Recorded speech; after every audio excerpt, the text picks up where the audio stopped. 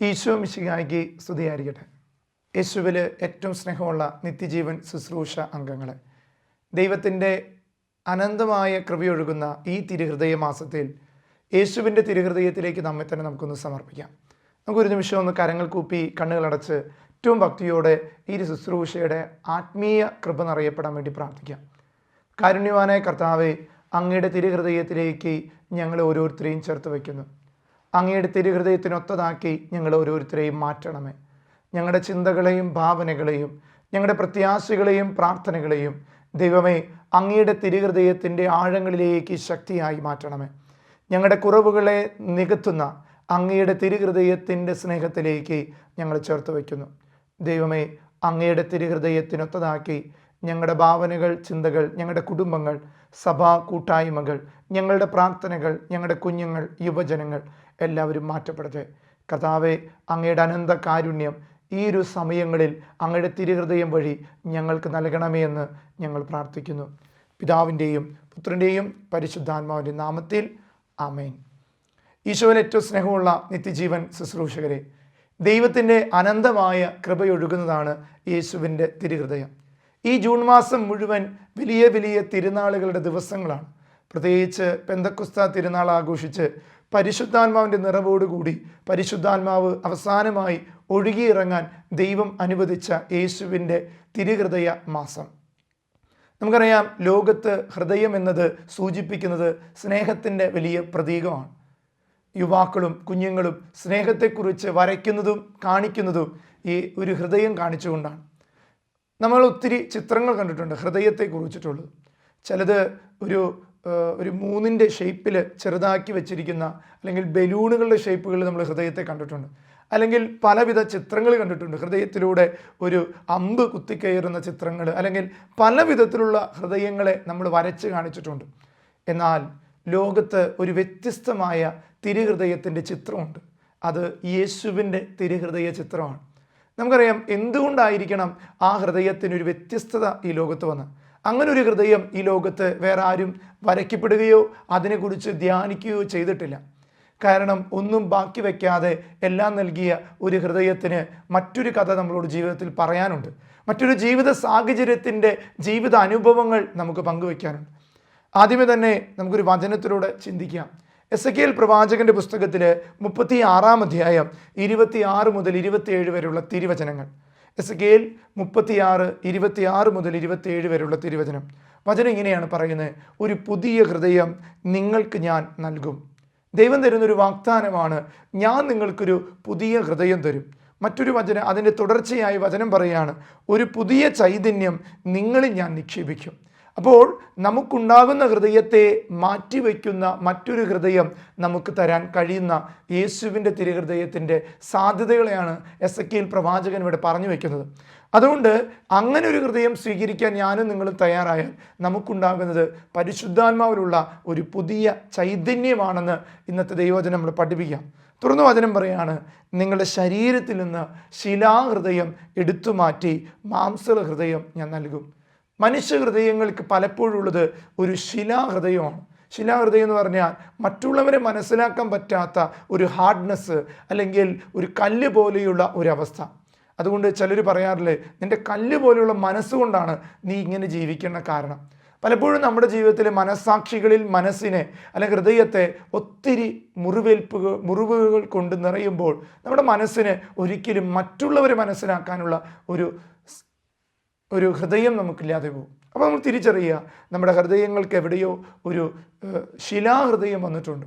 ഈശോ പറയുക, നീ നിൻ്റെ ശിലാഹൃദയം എടുത്തു മാറ്റ്, ഞാൻ നിനക്ക് മാംസളമായ ഒരു ഹൃദയം തരാം. നമുക്കറിയാം, ഒരു ഫ്രീസറിൽ വെച്ച ഒരു ഹൃദയത്തിന്, അല്ലെങ്കിൽ ഒരു ജീവിയുടെ ഹൃദയത്തിന് അത് കല്ല് പോലെ ഇരിക്കും, അതിനൊന്നും ചെയ്യാൻ പറ്റില്ല. എന്നാൽ മുറിച്ചെടുക്കപ്പെടുന്ന ഒരു ഹൃദയം എപ്പോഴും ഒരു മാംസളമായിരിക്കും. ഇതുപോലെ നമ്മുടെ ജീവിതത്തിൻ്റെ മരവിച്ച അനുഭവങ്ങൾക്ക് ഒരു മാംസളത നൽകണമെങ്കിൽ യേശുവിൻ്റെ തിരുഹൃദയത്തോട് നമ്മുടെ ഹൃദയത്തെ ചേർത്ത് വയ്ക്കാൻ നമുക്ക് സാധിക്കണം. വചനം അവസാനമായി പറഞ്ഞു വയ്ക്കുകയാണ്, എൻ്റെ ആത്മാവിനെ നിങ്ങളിൽ ഞാൻ നിക്ഷേപിക്കും, നിങ്ങൾ എൻ്റെ കൽപ്പനകൾ കാക്കുന്നവരും നിയമങ്ങൾ പാലിക്കുന്നവരുമായി അപ്പോൾ തീരും. അപ്പോൾ നമ്മുടെ ജീവിതത്തിൽ യഥാർത്ഥത്തിൽ ദൈവ സാന്നിധ്യത്തെ അനുഭവിക്കാൻ നമുക്ക് തടസ്സമായിട്ടുള്ളത് നമ്മുടെ ശിലാഹൃദയമാണ്. യേശുവിൽ ഏറ്റവും സ്നേഹമുള്ളവരെ, നമുക്ക് ചിന്തിക്കാം, നമ്മുടെ ഹൃദയത്തെ യേശുവിൻ്റെ തിരുഹൃദയവുമായിട്ട് നമുക്കൊന്ന് താരതമ്യപ്പെടുത്തുമ്പോൾ നമുക്ക് വലിയ ഒരു കൃപ കിട്ടും. എന്താണ് യേശുവിൻ്റെ തിരുഹൃദയത്തിൻ്റെ സവിശേഷതകൾ? യേശുവിൻ്റെ തിരുഹൃദയത്തിന് 5 സവിശേഷതകളാണ് തിരുഹൃദയ ചിത്രത്തിലേക്ക് നോക്കുമ്പോൾ നമുക്ക് മനസ്സിലാക്കാൻ ചെയ്യുന്നത്. 5 സവിശേഷതകൾ. ഒന്നാമത്തെ സവിശേഷത ഇതാണ്: മുള്ളുകൊണ്ട് ആവരണം ചെയ്യപ്പെട്ടതായിരുന്നു ഈശോയുടെ തിരുഹൃദയം. വേറെ ഒരു തിരുഹൃദയവും നമ്മൾ കാണുന്നില്ല ഇങ്ങനെ മുള്ളുകൊണ്ട് ആവരണം ചെയ്ത്. ഒരു ഹൃദയത്തെ മാത്രമാണ് ഈ ലോകത്ത് ചിത്രകാരന്മാർ വരച്ച് കാണിച്ചത്. യേശുവിൻ്റെ തിരുഹൃദയമാണ് മുള്ളുകൊണ്ട് ആവരണം ചെയ്യപ്പെട്ട യേശുവിൻ്റെ തിരുഹൃദയം.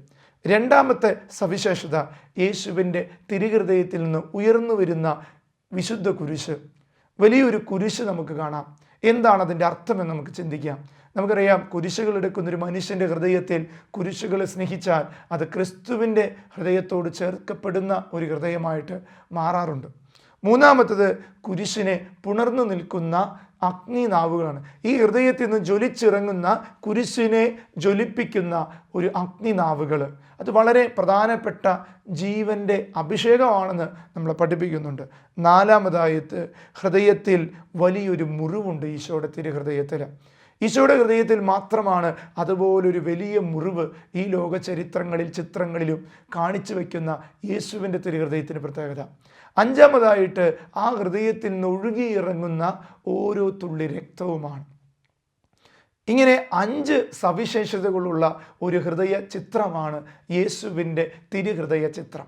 നമുക്ക് ചിന്തിക്കാം, എന്തിനാണ് ഈ 5 സവിശേഷതകൾ ഈ തിരുഹൃദയത്തിലേക്ക് നമ്മളെ അടുപ്പിക്കുന്നത്? ഒന്നാമതായിട്ട് നമ്മൾ കാണേണ്ടത് മുള്ളുകൾ കൊണ്ട് ആവരണം ചെയ്യപ്പെട്ട തിരുഹൃദയമാണ്. യേശുവിൻ്റെ തിരുഹൃദയം മുള്ളുകൊണ്ട് ആവരണം ചെയ്യപ്പെട്ടതാണ്. ചില പ്രതീകങ്ങൾ പഴയ നിയമത്തിലും പറഞ്ഞു വെക്കുന്നുണ്ട്. അബ്രാഹാം തൻ്റെ ഏക മകനെ മൊറിയ മലയിൽ വെച്ച് ബലിയർപ്പിക്കാനായിട്ട് കടന്നു ചെല്ലുമ്പോൾ പിതാവായ ദൈവം പറയും, നീ നിൻ്റെ മകനെ ബലിയർപ്പിക്കേണ്ട, പകരം മുള്ളുകൾക്കിടയിൽ കുടുങ്ങിക്കിടക്കുന്ന കുഞ്ഞാടിനെ നീ ബലിയർപ്പിക്കുക. അന്ന് നമ്മൾക്ക് ചരിത്രങ്ങളിൽ കാണാം മുള്ളുകൾക്കിടയിൽ കുടുങ്ങിക്കിടക്കുന്ന ഒരു കുഞ്ഞാട്. പിന്നീട് നമ്മൾ ബൈബിളിൽ നോക്കുകയാണെങ്കിൽ പുതിയ നിയമത്തിൽ 99 വിട്ട് 1 തേടിപ്പോകുന്ന യേശുവിൻ്റെ മുറിവേറ്റ ഒരു കുഞ്ഞാട്, അതും മുള്ളുകൾക്കിടയിൽ കുടുങ്ങിക്കിടക്കുന്ന കുഞ്ഞാടായിട്ട് കാണാം. പഴയ നിയമത്തിൽ യേശുവെന്ന കുഞ്ഞാടിനെ ബലി കഴിക്കാൻ അബ്രാഹത്തിന് പിതാവായ ദൈവം കൊടുക്കുന്നുണ്ടെങ്കിൽ അതേ കുഞ്ഞാടിൻ്റെ ഹൃദയമാണ് അന്ന് ആ ബലിപീഠത്തിൽ ബലി കഴിക്കപ്പെട്ടത്. ഇതുപോലെ ലോകത്തിൽ ഒറ്റപ്പെട്ടും നഷ്ടപ്പെട്ടു പോകുന്ന കുഞ്ഞാടുകളെക്കുറിച്ച് യേശു തന്നെ യേശുവിൻ്റെ ഉപമയിലൂടെ പഠിപ്പിക്കുന്നുണ്ട്. 99 വിട്ട് 1 തേടിപ്പോകുന്ന ഹൃദയം ബലിപീഠത്തിൽ ബലിയർപ്പിക്കുന്ന യേശുവിൻ്റെ ഹൃദയത്തിൻ്റെ സ്നേഹമാണ് 99 വിട്ട് 1 തേടിപ്പോകുന്ന ഒരു ഇടയൻ്റെ മുഖം നമുക്ക് കാണിച്ചു തരുന്നു. ഇനി നമുക്ക് കാൽവരിയിലേക്ക് നോക്കിക്കഴിഞ്ഞാൽ നമുക്കറിയാം, കുരിശിലേക്ക് ഈശോ ബലി കഴിക്കുമ്പോൾ ഈശോയുടെ നെറ്റിയിൽ ചാർക്കപ്പെട്ടത് സ്വർണം കൊണ്ടുള്ള കിരീടമല്ല, മറിച്ച് യേശുവിൻ്റെ മുൾക്കിരീടമാണ്. അതിനർത്ഥം യേശുവിൻ്റെ ഹൃദയവേദന, ഒരു മനുഷ്യൻ്റെ ഹൃദയ നൊമ്പരങ്ങൾ അറിയുന്നത് അവൻ്റെ തലച്ചോറിലെ വേദനകളെയാണ്. അതുകൊണ്ടാണ് ഹൃദയസ്പന്ദനങ്ങൾ ഉണ്ടാകുന്നതും പ്രത്യേകിച്ച് ഹൃദയ ആഘാതങ്ങൾ കൂടെ ഒത്തിരി പേര് മരിക്കുന്നത്, ബ്രെയിൻ ഡെത്തൊക്കെ സംഭവിക്കുന്നത് ഹൃദയവും തലച്ചോറുമായിട്ടുള്ള ബന്ധം പൊട്ടുമ്പോഴാണ് ഒരു വ്യക്തിയുടെ മരണം സംഭവിക്കുന്നത്. അതങ്ങനെയെങ്കിൽ കാൽവരിയിൽ യേശുവിൻ്റെ ആ ശിരസിൽ അണിയപ്പെട്ടത് ആ മുൾക്കിരീടമല്ലേ? അതിൻ്റെ പ്രതീകമാണ് യേശുവിൻ്റെ ഹൃദയത്തിൽ നമ്മൾ കാണുന്ന ഈ മുൾക്കിരീടം. എന്താണ് യഥാർത്ഥത്തിൽ ഈ മുൾക്കിരീടത്തെ യേശുവിൻ്റെ ഹൃദയത്തിൽ പ്രതിനിധാനം ചെയ്യുന്നത്? ത്യാഗത്തിൻ്റെയും സഹനത്തിൻ്റെയും പ്രതീകമാണ് സ്നേഹമെന്ന് നമുക്ക് തിരിച്ചറിയാം. ഒരു വ്യക്തിയുടെ സ്നേഹം പൂർണ്ണമാകുന്നത് ത്യാഗത്തിലൂടെയാണ്, അതുപോലെ തന്നെ സഹനത്തിലൂടെയാണ്. ഒരു വ്യക്തി യഥാർത്ഥത്തിൽ സ്നേഹിക്കുന്നുവെന്ന് ഈ ലോകം അറിയുന്നത് ആ വ്യക്തി ആ സ്നേഹത്തിന് വേണ്ടി ചെയ്യുന്ന ത്യാഗങ്ങളാണ്, ആ വ്യക്തിക്ക് വേണ്ടി ചെയ്യുന്ന സഹനത്തിൻ്റെ ത്യാഗങ്ങളാണ്. വർഷങ്ങൾക്ക് മുമ്പ് ഒരിക്കൽ ഞാനൊരു ഇടവക പള്ളിയിൽ കൊച്ചച്ഛനായിരിക്കുന്ന സമയത്ത് അവിടെ കണ്ടുമുട്ടിയ ഒരു സഹോദരി, അദ്ദേഹത്തിൻ്റെ ഭർത്താവിന് ലിവർ സിറോസിസ് സംബന്ധമായ ഒരു രോഗം പിടിപെടുകയാണ്. അദ്ദേഹം മദ്യപിക്കുന്ന മനുഷ്യനല്ല, നല്ല രീതിയിൽ ജീവിക്കുന്ന വ്യക്തിയാണ്. എന്നാൽ ഈ രോഗം അദ്ദേഹത്തിൻ്റെ ലിവറിനെ ബാധിക്കുകയാണ്. അങ്ങനെ കിഡ്നി ഇതൊക്കെ മാറ്റേണ്ടി വന്നു. അങ്ങനെ ഡോണർ നോക്കി നടന്നു, കിട്ടിയില്ല. അവസാനം സ്വന്തം ജീവിത പങ്കാളി സ്വന്തം ഭർത്താവിന് വേണ്ടി ഇത് കൊടുക്കാനായിട്ട് തയ്യാറാകുകയാണ്. എന്നാൽ വൈദ്യശാസ്ത്രം പറഞ്ഞു സഹോദരിയുടെ തടി കുറയ്ക്കണം, അതിൻ്റെ ഇങ്ങനെയുള്ള കണ്ടൻറ്റുകൾ മാറ്റണം, അതുകൊണ്ട് ഒത്തിരി പരിശ്രമിക്കേണ്ടി വരും. അങ്ങനെ സ്നേഹമുള്ളവരെ, സ്വന്തം ജീവിത പങ്കാളിക്ക് വേണ്ടി ഒരു വർഷത്തോളം ആ സഹോദരി ചില ഭക്ഷണ പദാർത്ഥങ്ങൾ വേണ്ടെന്ന് വെച്ച് ജീവിതത്തെ തന്നെ ക്രമീകരിക്കപ്പെടുകയാണ്. നമ്മൾ ചിന്തിച്ചു നോക്കിയേ, സ്നേഹത്തിനൊരു ത്യാഗമുണ്ട്. തൻ്റെ ജീവിത പങ്കാളി ജീവിക്കാൻ വേണ്ടിയിട്ട് ത്യാഗം ചെയ്യുന്നൊരു സഹോദരി. അങ്ങനെ ഒത്തിരി ത്യാഗങ്ങൾ ചെയ്ത് ഇത് കൊടുക്കാൻ ഒരാഴ്ച മുമ്പ് ഈ ജീവിത പങ്കാളി മരിക്കുകയാണ്. ആഗ്രഹിച്ചതും പ്രാർത്ഥിച്ചതും എൻ്റെ ജീവിത പങ്കാളിയെ കുറച്ച് നാൾ നീക്കി നിർത്തണമെന്നാണ്. എന്നാൽ ദൈവഹിതം അപ്രകാരമായിരുന്നില്ല. എന്നാൽ അത് സ്വീകരിക്കാൻ ആ സഹോദരി തയ്യാറാണ്. അപ്പോൾ നമ്മൾ കേട്ടിട്ടില്ലേ, സ്നേഹമെന്ന വാക്കിനർത്ഥം ഭൂമിയിൽ ജീവിതം കൊണ്ടങ്ങു പൂർത്തിയാക്കുമ്പോൾ സ്നേഹം സഹനമാണെന്നു ഞാൻ അറിയുന്നു, സ്നേഹം മരണമാണെന്നു ഞാൻ കാണുന്നു. അപ്പോൾ സ്നേഹം എന്നത് ഒരു ത്യാഗമാണെന്ന് ആ എഴുത്തിലൂടെ, ആ ഗാനത്തിലൂടെ നമ്മൾ പഠിപ്പിക്കുന്നുണ്ട്. യേശു ചെയ്തത് ഒരു ത്യാഗമാണ്. യേശുവിൻ്റെ തിരുഹൃദയത്തിൻ്റെ ത്യാഗമാണ് ഇന്ന് ഞാനും നിങ്ങളും കാണുന്ന ബലിപീഠത്തിലെ പരിശുദ്ധ കുർബാന എന്നത് നമ്മൾ തിരിച്ചറിയാതെ പോകരുത്. മറ്റൊരു കാര്യം, ആഴമേറിയ സ്നേഹത്തിൻ്റെ കഥ പങ്കുവയ്ക്കുന്നതാണ് സഹനം. യേശുവിൻ്റെ സഹനം ആഴമേറിയ എന്നോടും നിന്നോടുമുള്ള സ്നേഹത്തിൻ്റെ കഥ പങ്കുവയ്ക്കുന്നതാണ് യേശുവിൻ്റെ തിരുഹൃദയത്തിൻ്റെ സ്നേഹം. അതുകൊണ്ടാണ് മേരി മഗ്ദലേനയോടൊക്കെയും ഈശോ പറയുന്നുണ്ട്, നിന്നോടുള്ള എൻ്റെ സ്നേഹം അനന്തമാണ്. അതുകൊണ്ട് നമ്മൾ തിരിച്ചറിയാൻ സ്നേഹമുള്ളവരെ, നമ്മുടെയൊക്കെ ജീവിതത്തിൽ ഈ തിരുഹൃദയം തൊട്ടുമുത്തുമ്പോൾ എന്നോട് പങ്കുവയ്ക്കുന്ന ദൈവത്തിൻ്റെ സ്നേഹം അറിയണം. അതുകൊണ്ടാണ് കുടുംബങ്ങളിലേക്കും തിരുഹൃദയം സ്ഥാപിക്കുന്നത്. ഈ സ്നേഹം നമ്മുടെയൊക്കെ കുടുംബത്തിൻ്റെ ആഴമേറിയ ബോധ്യമാകണം. പങ്കുവയ്ക്കപ്പെടാത്ത ജീവിതങ്ങളുണ്ട്. ചിലപ്പോൾ ജീവിത പങ്കാളി മുള്ളുപോലെ നമ്മളെ ഞെക്കി ഞെരുക്കുമ്പോഴും ഈ തിരുഹൃദയത്തിലേക്ക് നോക്കി പ്രാർത്ഥിക്കണം, ഈശോയെ, നിന്നെ ഇതുപോലെ ഞെക്കി ഞെരുക്കിയ ശിഷ്യന്മാരുടെ മുള്ളേറിയ വാക്കുകൾക്ക് ആ ലോകത്തെ എല്ലാവരും നിന്നെ കുറ്റപ്പെടുത്തിയപ്പോഴും നീ പിടിച്ചു നിന്ന ഈ ഹൃദയത്തിൻ്റെ സ്നേഹം എനിക്കും എൻ്റെ കുടുംബത്തിന് നൽകണമേ എന്ന് പ്രാർത്ഥിക്കണം. ഇവിടെയാണ് കുടുംബ ബന്ധങ്ങളിൽ പോലും വിള്ളലുകൾ ഉണ്ടാകുമ്പോൾ സ്നേഹത്തിൻ്റെ ആഴം നമുക്ക് ലഭിക്കുക. അതുകൊണ്ട് നമുക്ക് ചിന്തിക്കാം, ഈ ലോകത്ത് ഒരു സഹോദരി കുഞ്ഞിന് ജന്മം കൊടുക്കുമ്പോൾ ഏകദേശം പറയുന്നത് 12-15 എല്ലുകൾ ഒരുമിച്ചൊടിയുന്ന വേദനയാണ്. ഒരു സഹോദരി ഒരു കുഞ്ഞിന് ജന്മം കൊടുക്കുമ്പോൾ ഈ കുഞ്ഞ് ഉദരത്തിൽ നിന്ന് പുറത്തു വരുമ്പോൾ 12-15 എല്ലുകൾ ഒറ്റയടിക്ക് ഒടിയുന്ന വേദനയാണ്, ഒരു പ്രസവ വേദന എന്ന് പറയാം. അപ്പോൾ ചിന്തിച്ചു നോക്കിയേ, അങ്ങനൊരു വേദന സഹിക്കുമ്പോൾ ഈ സഹോദരി ഒരു കുഞ്ഞിന് ജന്മം കൊടുക്കുക. അതാണ് പറയുന്നത്, ആ സ്നേഹത്തിന്, ത്യാഗത്തിന് ജന്മം കൊടുക്കാൻ ഒരു കൃപ കൊടുക്കുക ഒരു കുഞ്ഞിന്. എങ്ങനെയെങ്കിൽ ഈ കുഞ്ഞിന് ജന്മം കൊടുത്തു കഴിഞ്ഞാൽ ഏതൊരു അമ്മയും ഈ 12-15 എല്ലൊടിഞ്ഞ വേദന എപ്പോഴെങ്കിലും ചിന്തിക്കാറുണ്ടോ? കുഞ്ഞിന് ജനിച്ച് കുഞ്ഞിനെ കയ്യിലെടുത്ത് പുഞ്ചിരിക്കുമ്പോൾ ഒരിക്കലും ആ ഒരു വേദനയെക്കുറിച്ച് ഒരു സ്ത്രീയും ഇന്ന് വരെ ഓർത്ത് കഥ പറഞ്ഞിട്ടില്ല. ഏകദേശം സയൻസ് പറയുന്ന ഒരു 15 എല്ലുകൾ, ഒരു എല്ലൊടിഞ്ഞാൽ ഒരു മനുഷ്യൻ്റെ വേദന എന്താണെന്ന് എല്ലൊടിഞ്ഞവർക്ക് കൃത്യമായിട്ട് അറിയാം. അങ്ങനെയെങ്കിൽ 12-15 എല്ലുകൾ ഒറ്റയടിക്ക് ഒഴിയുമ്പോൾ ഒരു വ്യക്തിയുടെ തലച്ചോറിനേകുന്ന വേദന. എന്നാൽ അത് ഹൃദയത്തിൻ്റെ സ്നേഹമായതുകൊണ്ട് ജീവൻ നിലനിർത്താനായിട്ട് ഒരു കൃപ ലഭിക്കുക. ഇതാണ് നമ്മുടെ ജീവിതത്തെ വേണ്ടി ഈശോയെ തന്നെ കൊടുത്തുകൊണ്ട് നമുക്ക് നൽകിയ ഹൃദയത്തെ നമ്മൾ വേദനിപ്പിക്കരുത്. ആ തിരുഹൃദയത്തെ നോക്കി പ്രാർത്ഥിക്കണം, ഈശോയെ, എൻ്റെ കൊച്ചു കൊച്ചു വേദനകളെ അങ്ങയുടെ തിരുഹൃദയത്തോട് ചേർത്ത് വെച്ച് ഞാൻ ഇന്ന് അത് സ്വീകരിക്കാൻ തയ്യാറാണെന്ന് പ്രാർത്ഥിക്കാൻ നമുക്ക് സാധിക്കണം. രണ്ടാമതായിട്ട്, ഈ തിരുഹൃദയത്തിൽ നിന്ന് ഉയർന്നു വന്നിട്ടുള്ള വലിയൊരു കുരിശുകൾ എന്നും മഹത്വത്തിൻ്റെ അടയാളമായിരുന്നു. ഒരു കാലഘട്ടത്തിൽ ശാപത്തിൻ്റെയും ശാപഗ്രസ്തമായി നശിക്കപ്പെടുന്ന ഒരു ജനത്തിന് വേണ്ടിയിട്ട് ഒരുക്കി വെച്ച കുരിശാണെങ്കിൽ ക്രിസ്തു തൂക്കപ്പെട്ട തിരുഹൃദയം ആ കുരിശിനെ മഹത്വമുള്ള ഒരു കുരിശാക്കി മാറ്റി. എന്താണ് കുരിശിൻ്റെ പ്രതീകം? കുരിശിനും ഒരു പ്രതീകമുണ്ട്. അത് ത്യാഗത്തിൻ്റെ, സഹനത്തിൻ്റെ പ്രതീകമാണ്. ഈ ലോകത്തെ രക്ഷിക്കാൻ യേശു വഹിച്ചത് കുരിശാണ്. യഥാർത്ഥത്തിൽ ഞാനും നിങ്ങളും ക്രിസ്തു വഹിക്കപ്പെടുന്ന കുരിശുകളാണ്. അല്ലാതെ ക്രിസ്തുവിനെ വഹിക്കുന്ന കുരിശുകളായിട്ട് ഒരിക്കലും ചിന്തിക്കരുത്. ക്രിസ്തു എന്നെയും നിങ്ങളെയും വഹിക്കുകയാണ്. ഈ ലോകത്ത് മറ്റുള്ളവർക്ക് നമ്മൾ നൊമ്പരങ്ങളാകുന്നുണ്ടെങ്കിൽ അവരുടെയൊക്കെ ജീവിതത്തിൽ നമ്മൾ കുരിശുകളാണ്. അങ്ങനെയുള്ള ഈ കുരിശുകളാകുന്ന നമ്മളെ ക്രിസ്തുവാണ് വഹിക്കുന്നത്. ക്രിസ്തുവിൻ്റെ ചുമലിൽ നമ്മളെ എടുക്കുകയാണ്. അതിൻ്റെ ഒരു പ്രതീകം തിരുഹൃദയത്തിൽ വെക്കുകയാണ്.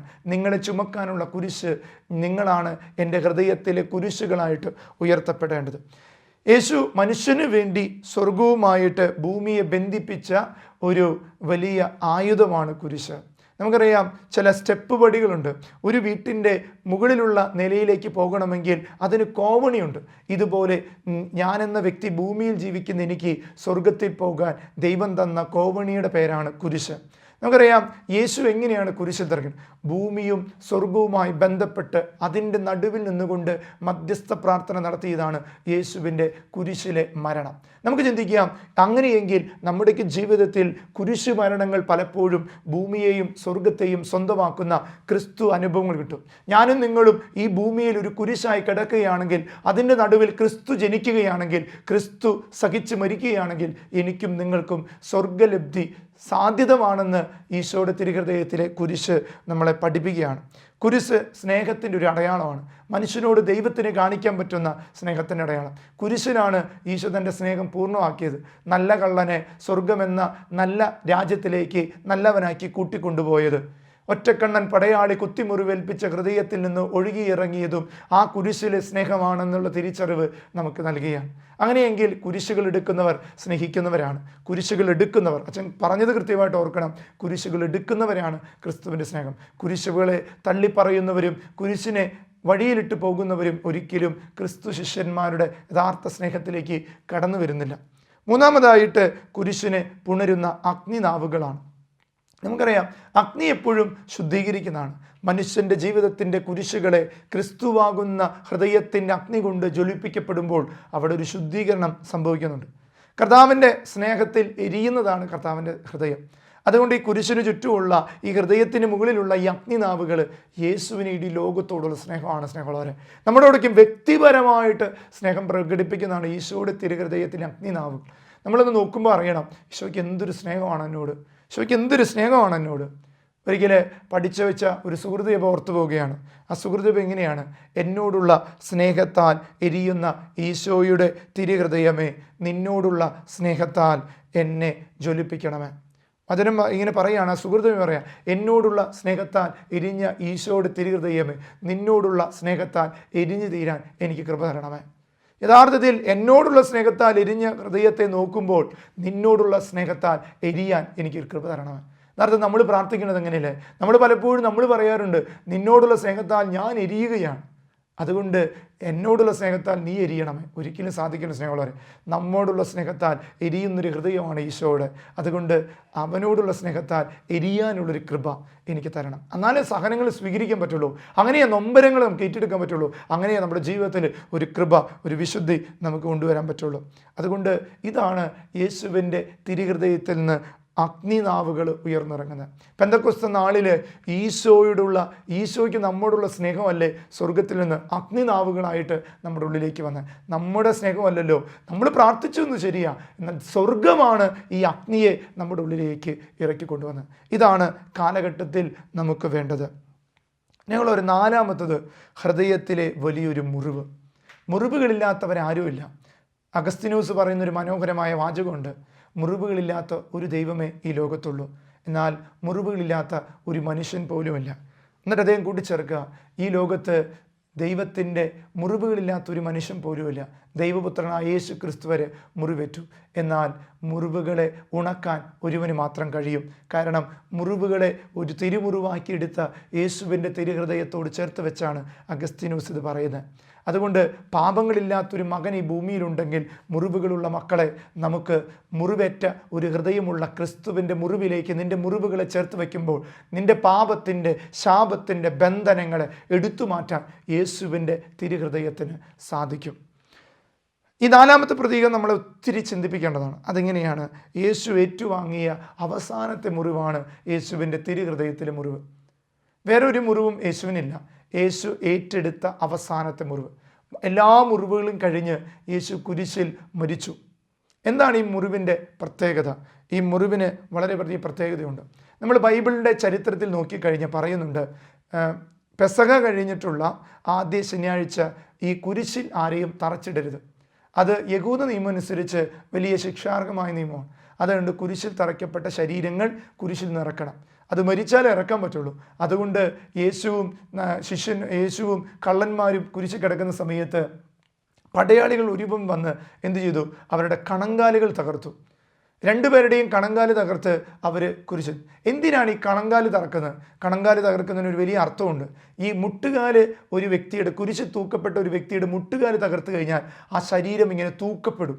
ശ്വസിക്കണമെങ്കിൽ ഒരു മനുഷ്യൻ്റെ ശരീരം എഴുന്നേൽക്കണം.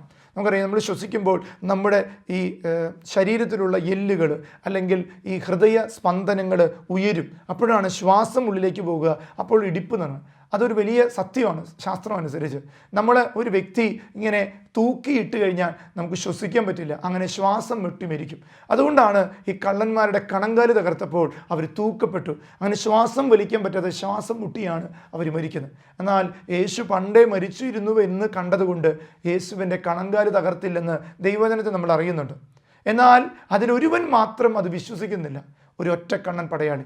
അവൻ്റെ ജന്മനാൽ അവന് കണ്ണിന് കാഴ്ചയുണ്ടായിരുന്നില്ല. അതുകൊണ്ട് ആ ഒരു വേദന അവനുണ്ടായിരുന്നു. എന്നെ പൊട്ടക്കണ്ണനായി ജനിപ്പിച്ചവനെ ഞാൻ വേദനിപ്പിക്കും. പലപ്പോഴും നമ്മുടെ ജീവിതത്തിലെ കുറവുകളെ ദൈവത്തിലേക്ക് അടുപ്പിക്കാനും ദൈവഹിതത്തിലേക്ക് എത്തിക്കാനാണ്.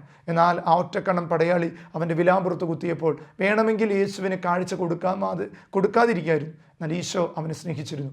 അവൻ്റെ കുറവുകളെ നിറവുകളാക്കാൻ ദൈവത്തിൻ്റെ സാന്നിധ്യം ഉണ്ടായിരുന്നു. അങ്ങനെ കണ്ണു തുറക്കപ്പെട്ടു. അവൻ പറഞ്ഞു, യഥാർത്ഥത്തിൽ ഇവൻ ദൈവമാണെന്ന് അവൻ വിശ്വസിക്കുകയാണ്. അതുകൊണ്ട് സ്നേഹമുള്ളവരെ, ഈ വലിയ മുറിവ് നമ്മുടെയൊക്കെ ജീവിതത്തിലെ ദൈവത്തിൻ്റെ സ്നേഹം അനുഭവിക്കാൻ, നിൻ്റെ കുറവുകളെ ആ മുറിവുകളിലേക്ക് കൊണ്ടുകൊടുക്കാനുള്ളത്. അവസാനമായിട്ട് ഒഴുകിയിറങ്ങുന്ന തിരുരക്തത്തുള്ളികളാണ് വളരെ പ്രധാനപ്പെട്ടത്. യേശു അവസാനമായിട്ട് ഈ ലോകത്തിലേക്ക് കൊടുത്തത് യേശുവിൻ്റെ അവസാന തുള്ളി രക്തവും അവസാന ജലമാണ്. നിങ്ങൾ നോക്കി ചിന്തിച്ചുകൊള്ളുക സ്നേഹങ്ങൾ, ഇനി ഒന്നും ബാക്കി വയ്ക്കാനില്ല. തിരുഹൃദയ ചിത്രത്തിലേക്ക് നോക്കുമ്പോൾ നമ്മൾ ഒത്തിരി വിചിത്രമായി നിൽക്കുന്ന ഒരു കാര്യമാണ്, ഈശോ തൻ്റെ ഹൃദയത്തിലേക്ക് ഇങ്ങനെ കൈകൾ ചേർത്ത് വെച്ചിട്ടുണ്ടോ. ഈശോയുടെ തിരുമുറിവുകളിലേക്ക് ഈശോ ഇങ്ങനെ കൈ വെച്ചിട്ടുണ്ടോ, ഇങ്ങനെ വിളിക്കുന്നുണ്ട്, മാടി വിളിക്കുന്നുണ്ട്. എന്താണ് അതിനർത്ഥം? അതിനർത്ഥം ഇത്രയേ ഉള്ളൂ, പ്രിയ മകനെ, മകളെ, നിനക്ക് തരാൻ എനിക്ക് മാത്രമായി ഞാൻ ഒന്നും ബാക്കി വെച്ചിട്ടില്ല. നിനക്ക് തരാനായിട്ട് ഒന്നും ഞാൻ ബാക്കി വെച്ചിട്ട് എല്ലാം ഞാൻ നിനക്ക് തന്നിട്ടുണ്ട്.